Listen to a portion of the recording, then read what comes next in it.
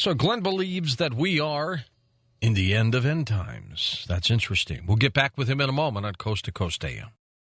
Glenn, right before we got to the top of the hour, you were talking about looking at the unraveling of the DNA molecule and what that means to what we're talking about tonight. Why don't you elaborate a little bit on that? Right. When Crick, who was the first to unravel the DNA molecule in 1953, he won the Nobel Prize for unraveling the DNA molecule. Excuse me. And one of the things that was interesting about that is the fact that he says that within each of our bodies, in every one of our cells, if you were to unravel each individual piece of DNA, it would extend about 2 meters long. He says with the trillions of cells that we have in our body, if you were to tie those DNA molecules together, they would extend approximately 125 billion miles. That's just the DNA inside of one human being. That's a lot of DNA. That is a lot. He says then that only 5% of that DNA is used for the creation of the physical body, the mind, consciousness, and everything else. That 95% of that DNA or more is what scientists have called junk DNA because they don't know what it's being used for. You know what's funny? When he discovered the secret of the life, he was accused by a newspaper of being under the influence of LSD at the time. He was under the influence of LSD at the time. Oh, he was? He most certainly was. All right. In fact, part of what he did when he was under the influence of LSD was it actually helped him to unravel the DNA molecule. If you were to ask Don Juan Matus, once again referring back to Carlos Castaneda's, Don Juan Matus would say that the only way for you to understand life on this planet would be to take a hallucinogen and do so with intent.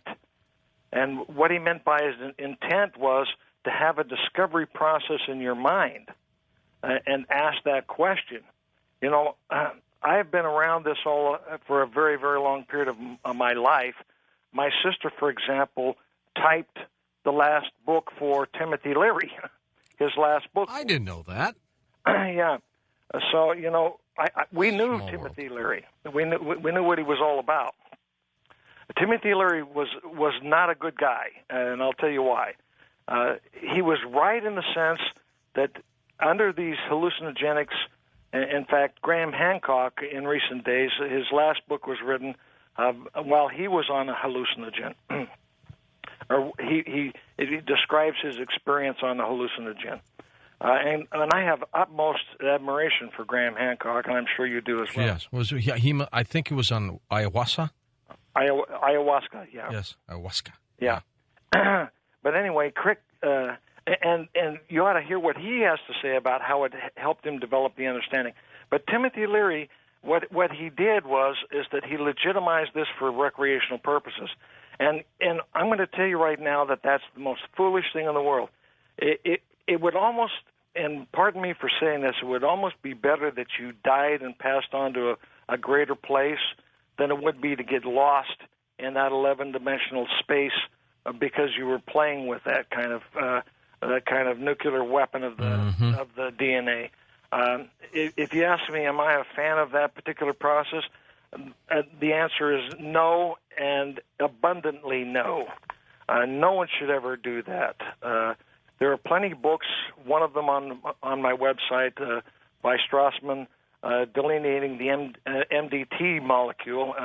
I don't know if you've had any guests describing the MDT molecule, but it's the MDT molecule is called the spirit molecule because this MDT substance, which is the same basic structure as LSD or as ayahuasca or mescaline or whatever it is released into your body at the moment of crisis or at the moment of your death, which totally violates a Darwinian thought about evolution in this particular sense of the word, that why in the world would we adopt releasing an MDT molecule that accelerates our thinking processes through the death experience when it could not have been opted by natural selection because you're dead after you have this experience, nor was it survival of the species because you didn't survive. those people who have had this experience did not survive. So it would have been very hard for these processes to have come about in a Darwinian protocol. I tell you, this Francis Crick story fascinates me at how he was able to do this. Well, Francis Crick noticed one thing. Remember that the DNA molecule is a mechanical computer. Let's boil it down to something people can visualize. Our computers are electromagnetic based. This computer that we have inside of our body, which they've found now in the fossilized ruins 3.9 billion years ago in the mitochondria of single-celled organisms, that the structure of DNA has not changed for 3.9 billion years. That also violates a Darwinian model of evolution, because what it's saying is that the computer has not evolved. It's DMT, not MDT, excuse me. Right. DMT. But the structure of the DNA molecule has not evolved. The computer has not evolved. Just the things that the computer does have changed over time. It's like going into a company and finding new uses for your computer over a long period of time. But the computer itself didn't change. The computer has remained constant.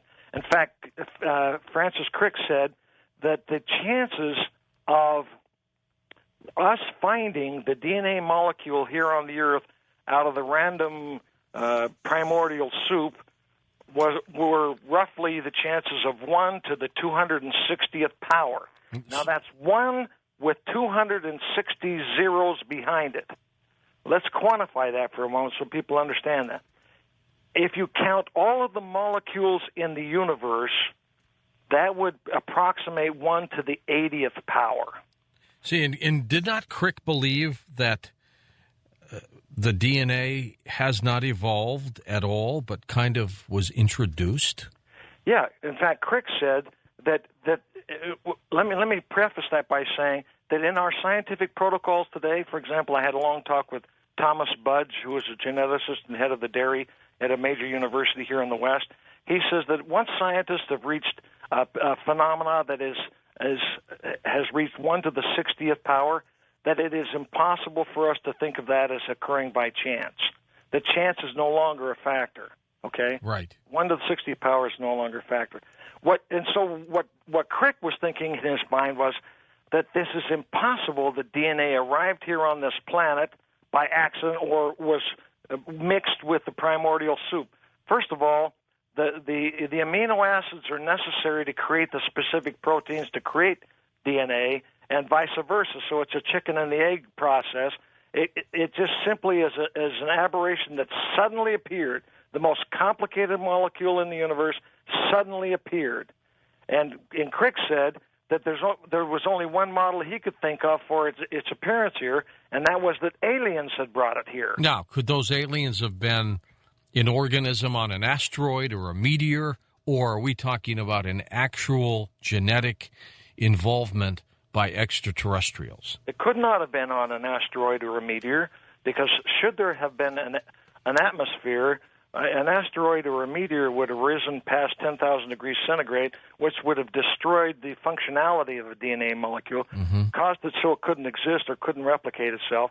And if there was no atmosphere, it would have hit the Earth and been at a higher temperature than that, and therefore it would have destroyed it as well. So it could not have come here on an asteroid or a meteor under any circumstances. What about divine intervention? This is a tough one for you. That's the bigger picture, isn't it? Yep. That someone placed it here deliberately, and they did it. They placed it here deliberately with no worries about time. Right. They didn't worry about time. We're the only ones worried about time. We're the ones worried about, in the creationist model, the Earth being 6,000 years ago, which is preposterous. And the evolutionists thinking that the Earth is 4.9 billion years ago, which is absolutely correct. And the two of them fighting over who is going to win this argument of how old the Earth is. That's not an argument anymore. The Earth is 4.5 billion years old, and that's just the way it is. That does not deny a creationist model, and it certainly coincides with the idea that someone deliberately placed the DNA molecule here. Now, one thing interesting about DNA, 95% of it's not being used. Now, the guy or the person or the entity that placed the DNA molecule, this great mechanical computer here on the Earth, would have surely put in the programming a way of communicating back and forth with this molecule.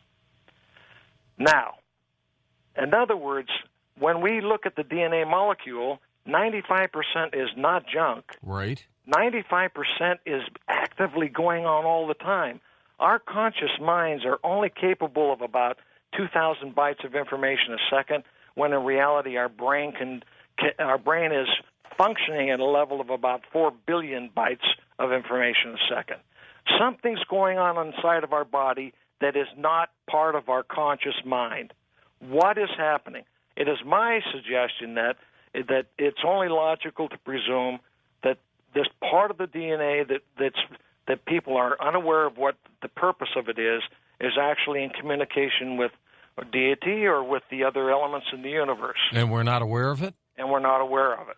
It kind of reminds me of a governor put on an engine where as fast as you want to go, it'll only hold you back to a certain speed. I wonder if they programmed that into us.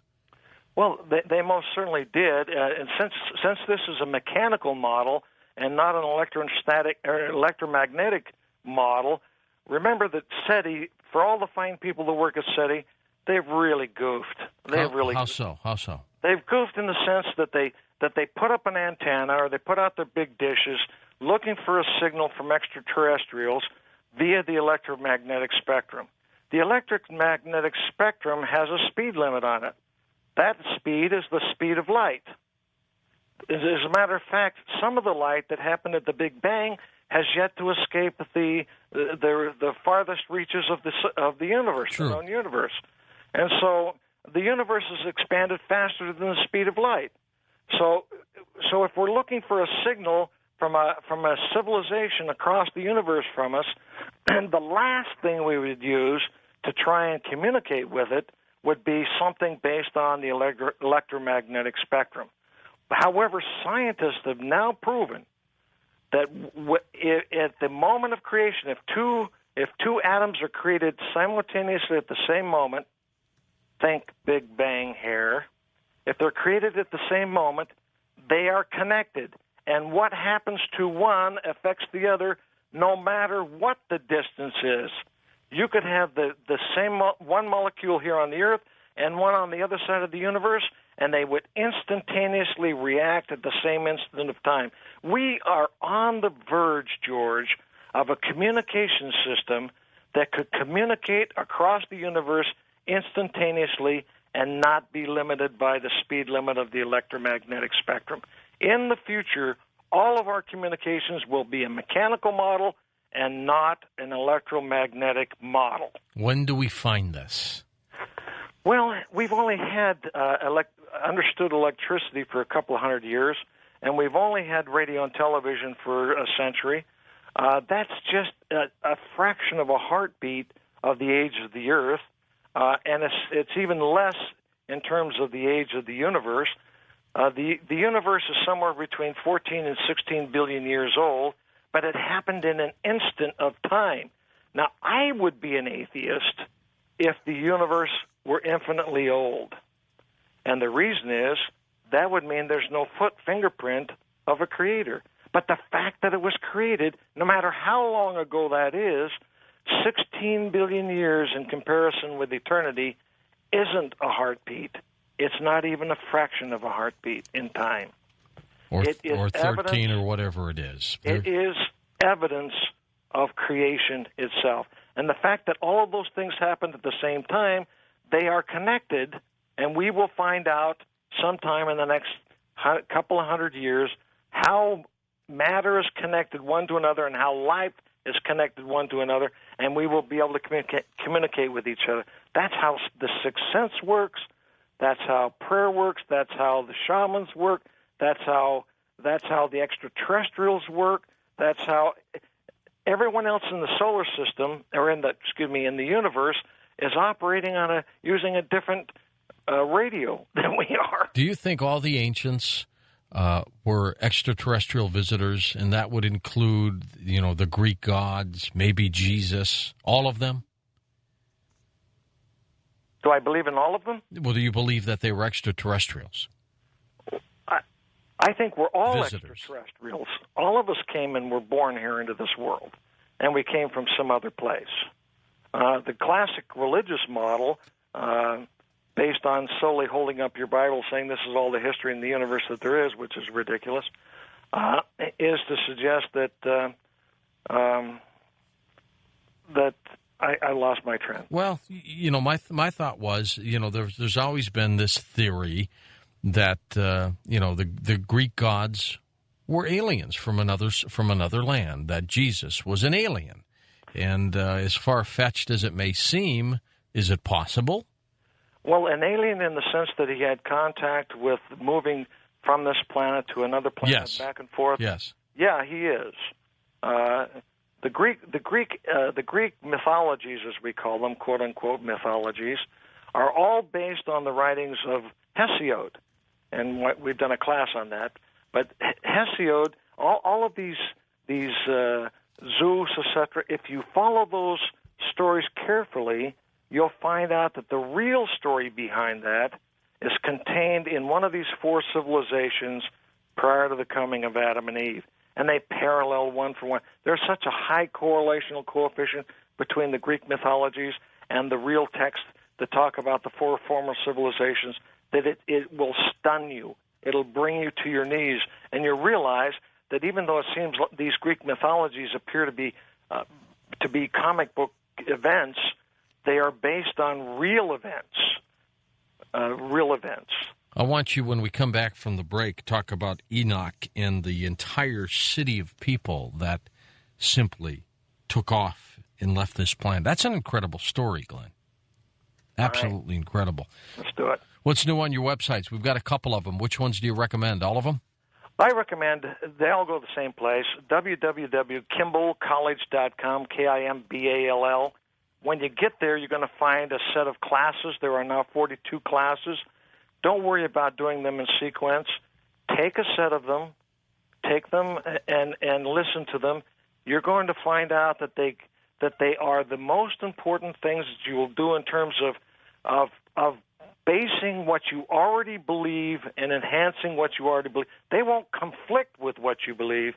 They will enhance what you believe. And these classes, do we get graded on them, Glenn? No, you don't get graded on them at all. Can't fail in that. They are scripted word for word, unlike what you and I do on the radio. We kind of see to the pants and love each other for that. These are scripted word for word so that we can actually begin with a premise or a thesis statement and work through it to a final conclusion. And they're powerful. They treat all kind. First of all, we have ancient texts. We treat the subjects of science.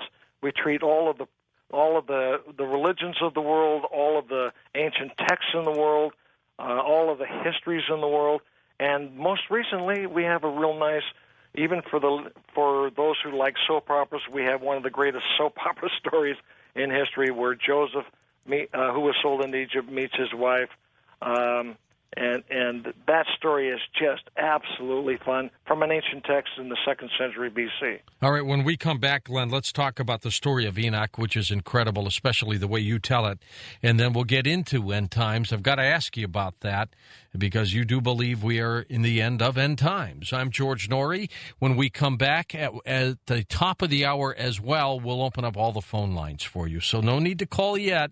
Wait about a half hour. Get ready for the incredible story of Enoch, and also we'll talk about end times when we come back. The next hour, an entire hour with Glenn Kimball and you on Coast to Coast AM. And welcome back to Coast. Glenn, in the way you can, tell us about the story of Enoch. Well, what happened to Enoch was the same thing that has happened to other people in other epochs of time. What happened to Enoch, he was the 7th generation after Adam and Eve, and he came into a culture 7 generations after Adam and Eve that had been exposed to these fallen 200 watchers, these ones that fell from grace, and also to a civilization that didn't have books or texts, that like we do today, and as a result, had really run afoul of themselves. And Enoch set out to basically cause these people to change their ways back from being a decadent society, cruising for a cataclysmic event, and to change their minds into being good people. And he was so successful at doing this that an entire culture of people, we don't know the exact number of people that were involved, but it was a lot of people. They were taken from the earth someplace else and promised that they would be returned at the time of the coming of the millennium era of time, which is in our day, which is just coming upon us right now. But these people left, and it's interesting to know one thing, that they were so good that they could not remain here without violating the protocol of the intent of the purpose of this earth, the meaning behind this life. Well, so now we have people who could not remain here because they were so bad that they were wiped out by the deity and the powers that be because they would have altered the protocol, the prime directive of this earth. And now we have a group that had to leave because they were too good. Apparently, there's a protocol for the purpose of this life. How did they leave, Glenn? Teleported? Craft? What happened? Well, they left in the same way the Watchers did. They left dimensionality. They walked off the edge and into the other one. Into the other one, and they probably, I have not found a document yet, I'm looking for one, which suggests that maybe they became part of the Watcher movement itself. Well, that's a good possibility. They may have come back as Watchers. They may very well be a part of this noble, heroic, immortal group that is waiting to come back at the time of the millennial era of time when it says the devil will be bound and there'll be 1,000 years of peace and there'll be one faith and one political structure and people won't be killing themselves and it'll be, we live in a wonderful time, George. And the wonderful nature of it is that we're going to leave our kids the legacy of the greatest moments of the history of this planet. We can always think that we don't want to bring people into this cruel, wicked, violent world, when in reality we're on the verge of leaving the generations that follow us, our children and perhaps our grandchildren, into an epoch of time when all of this violence, when the lion will lay down with the lamb, where they will have an existence far beyond what we have. Native Americans speak of an intra-world travel. Is this possibly what happened to them?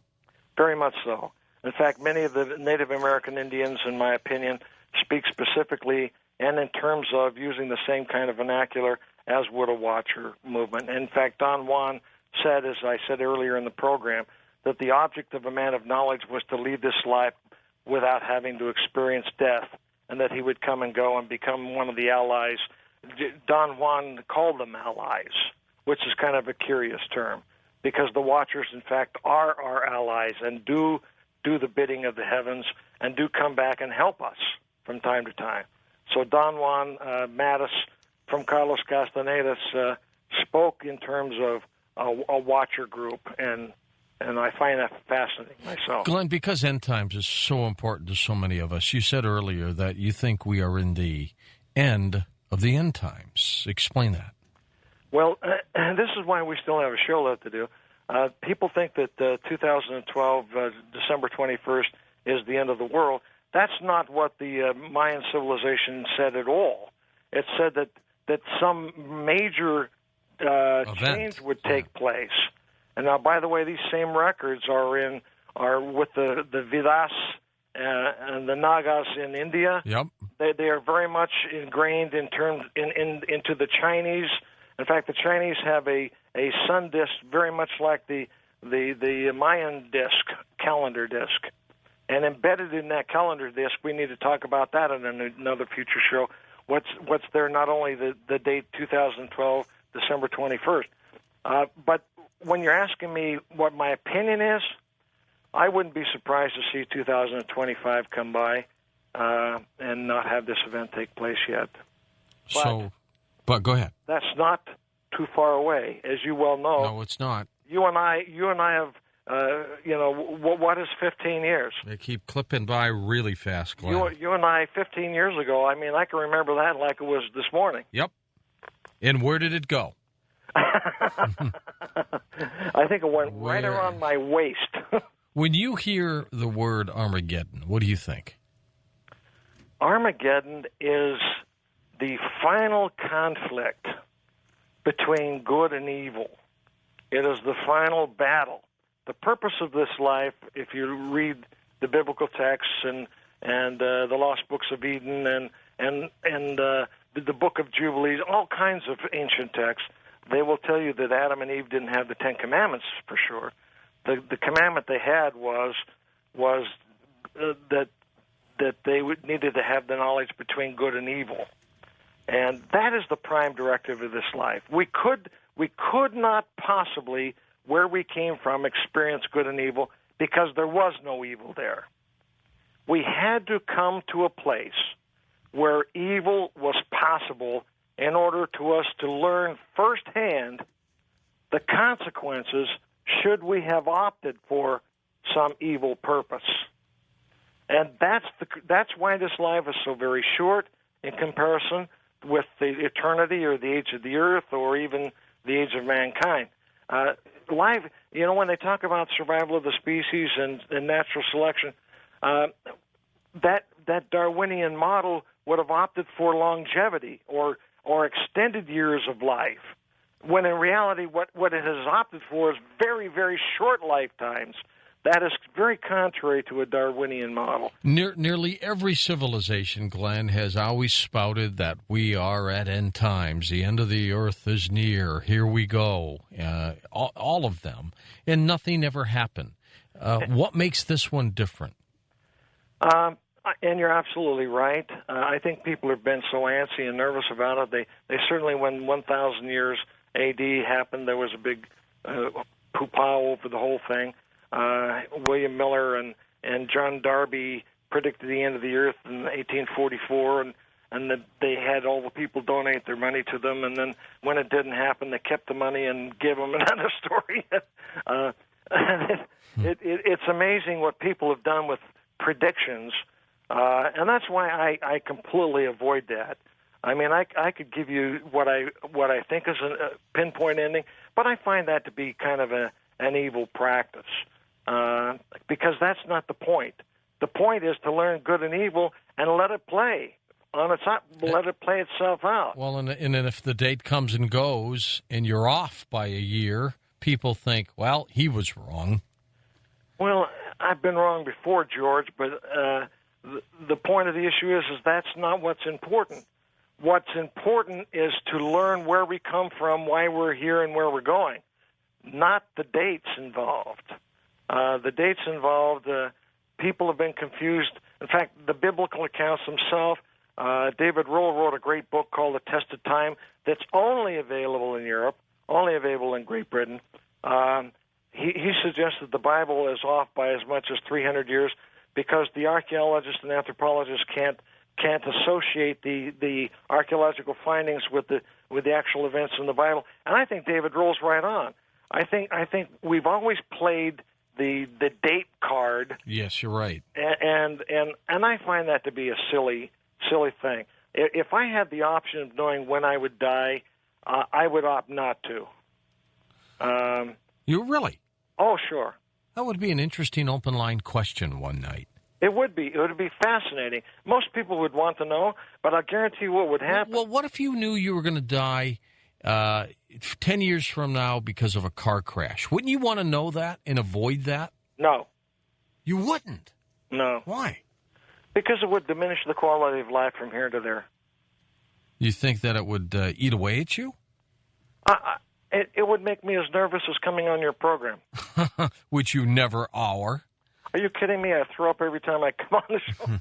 Oh, that's a great thought there, Glenn. No, it's not. It's not meant to, because I don't like you. I love you, my good friend. It's just that I get nervous like anyone else. I don't perceive myself as being anyone but a bright collector of books, you know. Well, at what point do you calm down? You seem okay now. Well, about 5 seconds into the interview. Yeah, okay.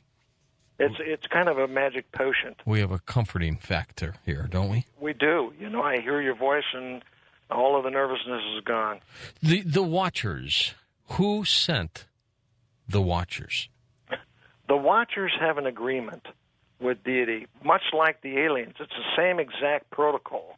The protocol is don't intervene in this life unless you're sent to specifically by the Creator himself. That's why you don't see aliens coming here, landing on the White House lawn, trying to shake the hand of the President of the United States. First of all, if they did that, the first thing the government would do would be to classify everything and try to reverse engineer it into some military uses. That's the first thing that they would do. They may witness things, they just don't get involved.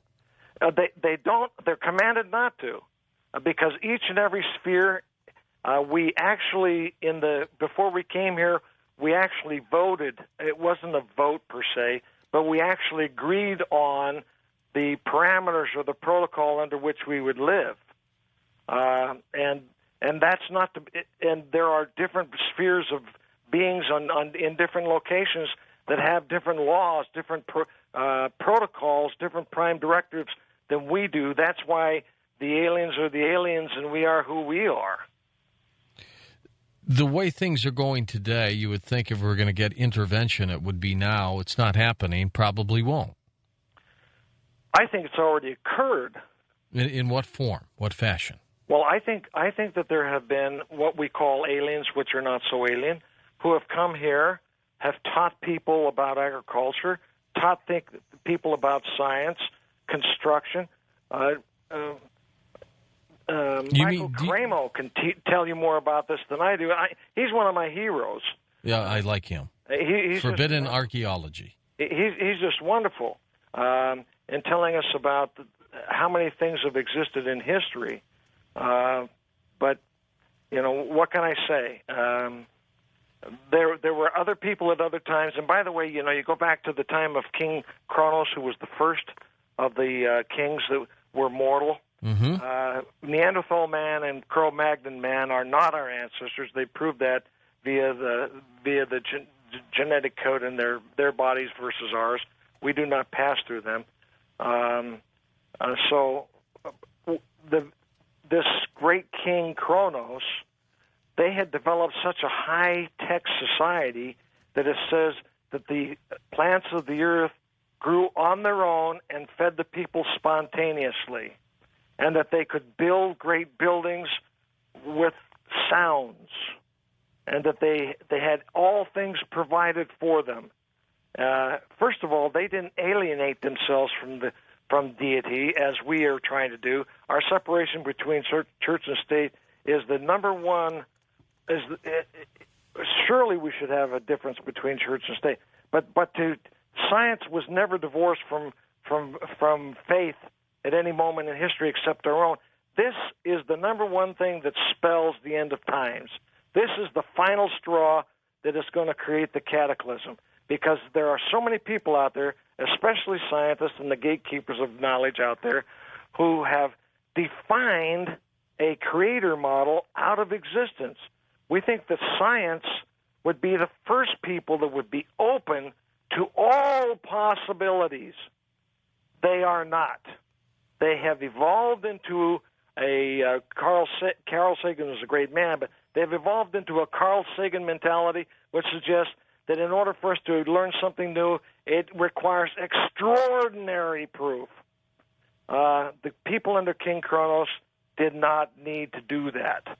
They were willing to learn, willing to combine, willing to communicate with deity and the earth.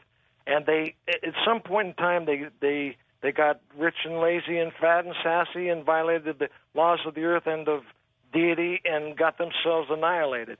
Well, we have done the same thing, and that's what spells the end time for me, more than any of the dates in the Bible or the dates on the Mayan calendar of any sort.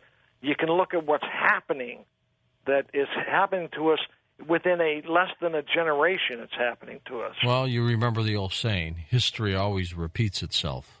It does. And when you get to be affluent, something happens to you. Jesus said it best. He said that it'd be harder for a rich man to enter the kingdom of heaven than for a camel to go through the eye of a needle. The eye of the needle was those little short doors in the walls of Jerusalem where the camels had to get on their knees and crawl through them. That's what was called the eye of the needle. But it's true. We get to be affluent. We get to the point where we don't have to work for what we do, and so we don't learn. We don't learn from what we suffer because we don't suffer anymore. You know, in the 1950s, the average square footage of a home was 1,000 square feet, and the average size of a family is 5.5 kids. Now today, the average size of a family is 1.6 kids. And the houses have gone up. And the houses have gone up, and it takes 2 people working themselves sick to make the house payments. And we think we're living in the lap of luxury.